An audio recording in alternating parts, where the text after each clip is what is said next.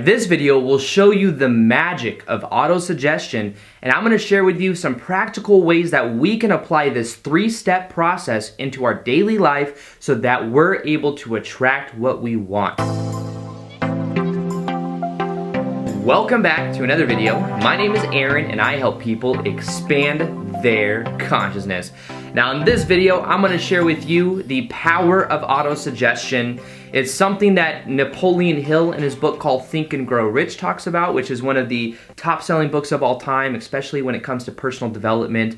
It's also about understanding our subconscious mind. And I know I've done videos on the subconscious mind before and how to reprogram it, but I feel like I have to touch on this idea because it's simply so powerful, and there's a three-step process that's very easy to apply that I want to share with you guys. It's a process that I use in my daily life. Now, when we think about this, understand that our subconscious mind runs over 90%. Understand that our subconscious mind runs 90% of our life or more, and what we can learn to do is to direct it in a very positive way. So first off, let's ask the question, what is autosuggestion? Think of autosuggestion in the form of self-suggestion. What are we suggesting to our subconscious mind? And this will then get taken a step further, is how can we direct and command our subconscious mind to learn certain things or to go in a certain direction? Well, most people live in a way to where there's no direction whatsoever to the subconscious mind. We are the way we are, our genetics make us who we are, and whatever we have is what we've got. But the idea is to first off realize that we are who we choose to be in the present moment, and that if we learn how to direct our mind into the focus of what we want, and to the direction of what we want, that's where we're going to start to gain leverage over what we experience in our life. And what we can really begin to do is know that this is about commanding our subconscious mind to go in a certain direction. So the simple process for this has to do with understanding the medium or the way that we communicate to our subconscious mind. We would normally think that it's like we can logically say things, we can even think thoughts, and that's how we connect to our subconscious mind. But our subconscious mind speaks in the form of feeling. And what we must learn to do is to feel like we already have that which we want to experience, to feel like something we want to experience in our life can be ours, to really believe it, and that once we do that, that's when we start to influence our subconscious mind. Now, the first step to this whole process is knowing that we must have a clear outcome of what we want to experience, and we must feel it. We must focus on it until we feel it. Now, the best part about this is that when we learn visualization, we can really know that the mind does not know the difference between what we are imagining or visualizing and what is actually happening.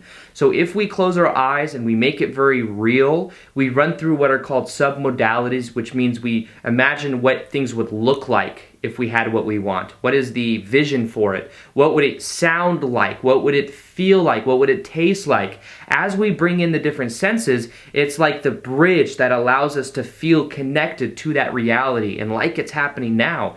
And as we do that, we will start to feel the emotion of it. And the best way to do this is to also bring all the awareness out of the head. It's not so much just the intellectual ideas, it's the feeling. So bring it into your body. You could even put your hands over your heart if you want to. That allows you to feel from your heart space, which is a much more powerful place to create from than your head. Understand that the heart is thousands of times more powerful electromagnetically. And as we know this, we can start to use it as our advantage. So the first step is to simply know your outcome, to visualize it in detail, to run through different submodalities, through the different senses of what that would feel like. And as you are feeling that emotion, you are starting to impress your subconscious mind. Now, the second step to this is understanding the power of faith, or the power of knowing that whatever you focus on is what you get in your life. As you have faith and you trust the process, you are in a way giving it up from the conscious mind. You are allowing the subconscious mind to do its job. You are allowing the universe, you are allowing God to do its job. Whatever terminology you want to use, you can use that in the direction of understanding this.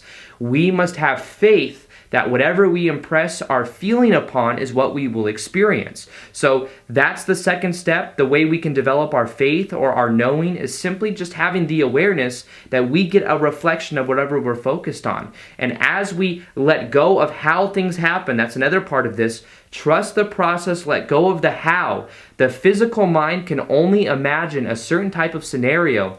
And when we know that that actually might be a limitation as to how good things could really happen, we can let go of the outcome and realize we must trust the process. Allow things to happen in a powerful way by trusting that it can work for us rather than us having to do everything. It's almost like we let go of that burden that's on our back. So the first step, know the outcome, vividly imagine it until you feel it. Secondly, have faith in knowing that whatever we focus on will be the reflection that we get in our life, that we can let go of how things will happen. And as we do that, we're trusting the process. And then the third step is to simply rinse and repeat.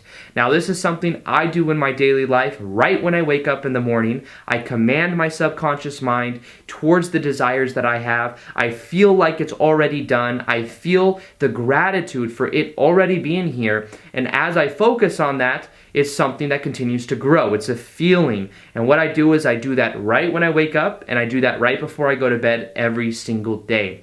Now, something else I want to share with this is that Tony Robbins, somebody who's had a whole bunch of success and that teaches these kind of things for a living in his own way, has said that he does the same type of thing. He used to do something where he would drive around in his car and he would command his subconscious mind to know, to feel, to believe that he already has his desires. He would command and direct his subconscious mind. That's what we must learn to do in the same way. Command, direct it, rather than let it be a victim of circumstance or an absorption of our own environment. We must take the ability to focus in the direction of what we want. Now, the third step is repetition, simply because the more we do something, the more it becomes a part of us, and knowing that we can infuse it into our daily life is where the power is. Realize there are certain habits that you already have that you do. Maybe it's that you brush your teeth every day. As you brush your teeth, a powerful way to add that habit into your daily routine is to attach that habit to something else that you're going to do every day anyways. So when you wake up every day, I tag it to my meditation right when I wake up. You can tag it to when you go and brush your teeth, when you are doing certain things, maybe eating your breakfast or before you eat your breakfast. Whatever it is, infuse it into your daily life and know that the more you do it, the more you're going to get the benefit out of it. So understand that your subconscious mind is so powerful. All you have to do is direct it in the direction of what you want. As you do that, you're going to start to experience a reflection of what you want in life. What you can do is realize this three-step process. The first one is to simply feel and know the outcome of what you want to experience.